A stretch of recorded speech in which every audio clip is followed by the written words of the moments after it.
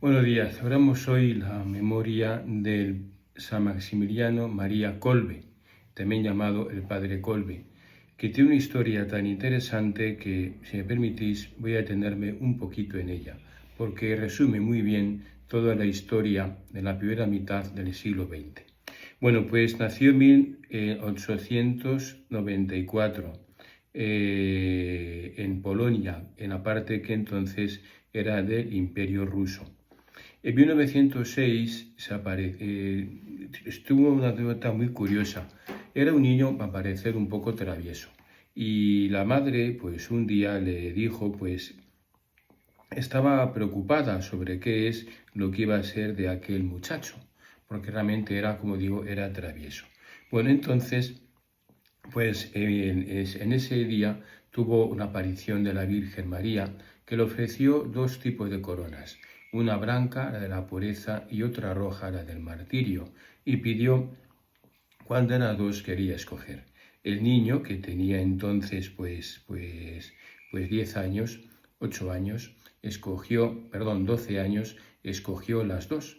A partir de entonces cambió totalmente y pasó a ser un chico muy bueno, muy obediente y también pues muy piadoso. Bueno, el caso es que en 1907 unos frailes franciscanos pasaron por ahí y comunicaron que se había abierto pues un seminario para jóvenes aspirantes en una ciudad cercana, en Leópolis. Ahí se apuntó pues él, el padre Kolbe, junto con su hermano. Bueno, en 1912 fue enviado a Roma a estudiar y ahí estudió filosofía y también teología. Y en Roma se quedó fuertemente impresionado por el ambiente masón y anticlerical, diríamos que incluso diabólico, que ahí sucedía. Y ya veréis cómo no exagero nada. Resulta que situaron un estandarte negro en donde se reflejaba a Lucifer pisoteando al arcángel San Miguel. Es decir, justamente lo contrario, ¿verdad?, de lo que realmente sucedió. Y lo pusieron bajo las ventanas del Vaticano.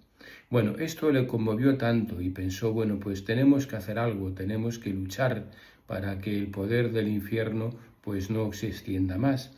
Y fundó la Pía Unión de la Milicia de María Inmaculada, que trabajaba para la conversión de los pecadores y rezando especialmente por los enemigos de la Iglesia, acudiendo a la intercesión de Santa María Virgen. Bueno, volvió a Cracovia, a Polonia, en Cracovia.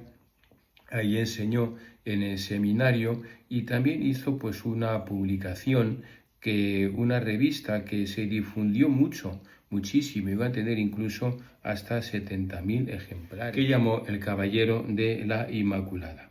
Bueno, después, una vez dado sacerdote, quiso ser misionero en Asia, en principio en Shanghái, en China, pero ahí no logró mucho éxito y se fue a Japón, donde en 1931 fundó el monasterio del Jardín de la Inmaculada. Como veis, todo gira en torno a la Inmaculada, a la Virgen, y precisamente en el distrito de Nagasaki. Y publicó también la edición japonesa del Caballero de la Inmaculada. Bueno, cuando se lanzó la bomba atómica en 1945, precisamente en Nagasaki, bueno, pues hay que decir que donde estaba ese convento, pues quedó intacto y la bomba no le afectó. Bueno, después regresó a Polonia y ahí pues tuvo al final de sus días, porque en un principio los alemanes le arrestaron, pero luego le dejaron libertad. Lanzó una publicación que llegó a tener 137.000 ejemplares y 225.000 los fines de semana. Imaginaos que lo que ahí se decía no era muy del agrado de la Gestapo. En fin, y como no quiso el rectificar y seguía con ello, pues fue al final llevado al campo de exterminio de Auschwitz. Y ahí tuvo su final. Como sabemos, ahí pues tras un intento de fuga, pues el comandante del campo diezmó a los prisioneros, es decir, que cada 10, pues uno de ellos pues será condenado a morir de inanición en un búnker. Bueno, le tocó a un sargento del ejército polaco, padre de hijos, que pidió clemencia al comandante, y entonces el padre Kolbe se ofreció para morir en su lugar, puesto que no tenía hijos. Así fue, y fue el último que murió en el búnker. El último que murió fue él, y murió pues confortando a todos, aunque no se veían, sí se podían oír, confortando a todos, rezando mucho, rezando salmos, y al final fue el último que murió de todos ellos. Bueno, esta es la historia del padre Kolbe, tan impresionante, ¿verdad? Bueno, y hoy el Evangelio pues nos habla un poco continuación de lo que veíamos estos días con el de Fraterna, el ser como niños, etc. Pues una vez San Pedro preguntó a Jesús: Señor, ¿cuántas veces tenemos que perdonar? ¿Hasta 7 veces? 7 veces es un número bíblico que significa plenitud. Muchos, 7 es como plenitud, igual que el 50, no hay números que significan plenitud. Y Jesús se dijo, no solo hasta 7 veces, sino hasta 70 veces 7. Y eso quiere decir que es siempre, ¿verdad? 7, no 49, sino siempre, siempre, siempre, siempre, siempre, y así 70 veces siempre, para que no quede clara duda de que es siempre.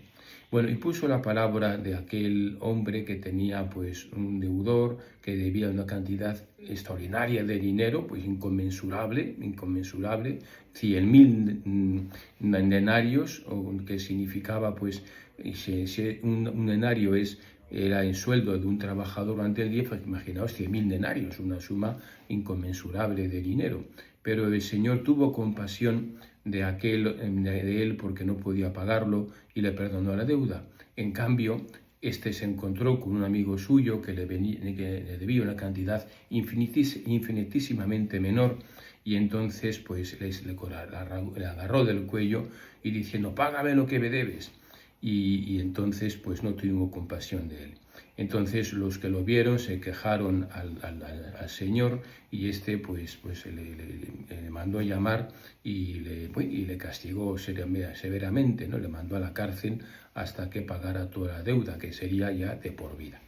Bueno, ¿qué no quiero decir con todo esto? Mirad, a mí a veces me parece que cuando nos cuesta perdonar, y a todos hay veces que nos cuesta perdonar, pues cosas que nos han hecho mal, o que pensamos que nos han hecho muy mal, es igual, en casos que nos cuesta perdonar, tenemos que fijarnos en esto, en cuánto me perdona Dios. Pero que no es una frase hecha. Mirad, cuando nos acercamos al sacramento de la penitencia, tenemos que hacerlo con un sentido sobrenatural muy grande. Independientemente de cómo sea el sacerdote. Hombre, si nos cae mejor, pues eso tenemos ganado. Si nos conoce y es simpático y nos da buenos consejos, pues eso que tenemos ganado.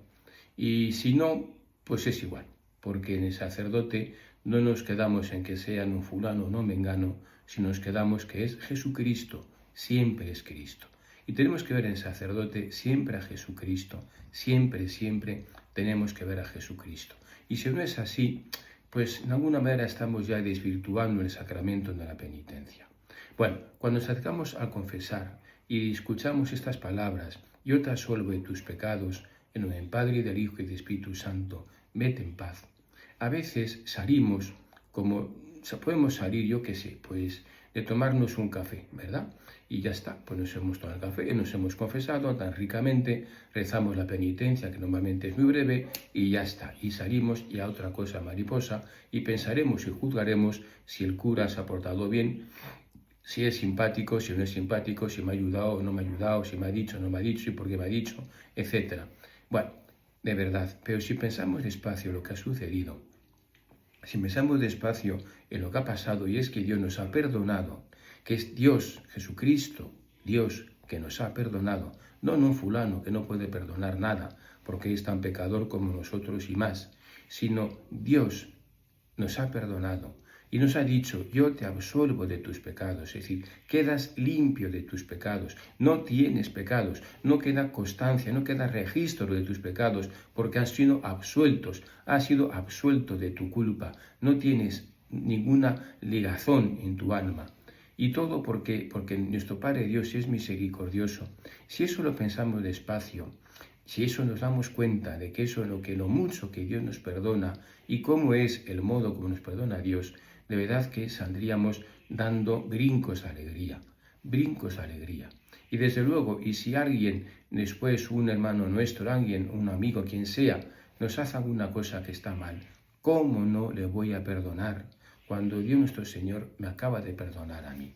Y si no somos capaces de perdonar a los demás, es porque en el fondo no somos conscientes de que Dios me perdona. Porque podemos pensar incluso que yo tengo derecho al perdón de Dios. ¿Cómo no me va a perdonar a Dios a mí? Claro que perdonarme Dios a mí, con lo bueno que soy, ¿verdad? Bueno, entonces, por eso quizás no somos capaces de perdonar de corazón a los demás. Bueno, pensad un poquito en esto, de verdad, no veamos como una frase hecha o como cosas, sino de verdad que yo sienta cuando me confieso el perdón de Dios, que sienta de verdad la misericordia de Dios que cae sobre mí. Y en la medida en que lo sienta, por supuesto que seremos capaces de perdonar a nuestros hermanos, no una vez, ni dos, ni cuatro, ni 7, sino 70 veces 7, 70.000 veces 7, y todo y 7 millones de veces 7, porque la misericordia de Dios es infinita, y también nosotros extenderemos esta misericordia de Dios a todos los demás. Bueno, seguimos pidiendo por Damaso, Juliana, Maripaz, Guadalupe, Almudena, José Antonio, Valerio, Nicolás, Víctor, José, María Jesús, Ángel, Marta, Conchita, Concha, Luis, Gemma, Victoria, Marta, María, Rosa, Lori, José Antonio, Alejandro, Paco, Bela, Adrián, Clara, Cabel Álvarez, Pedro, Adriana, Valentina, Angelito, Esther, Berta, María, Noelia, Eliseo, Fanny, Arancha, Antonio, Alfredo, Manuela, Raúl, Ángel, Pedro, Gregorio, Alonso, Esperanza, Ana Patricia, Gemma, Ignacio, María Ignacia, Luis, María, Javier, Paco, Juan José, Piedad, Pilar, Estrella, Marta, Clara, Iván, Gabriel, Lucía, Sofía, Juan Miconchi, Jesusa, Juan Ramón, Pedro, Melchor, Ana Patricia, Omayún, Rosa Mari, Juanjo, Mil, Ángel Lourdes, y seguimos pidiendo por Alberto. Que tengáis un feliz día y que Dios os bendiga.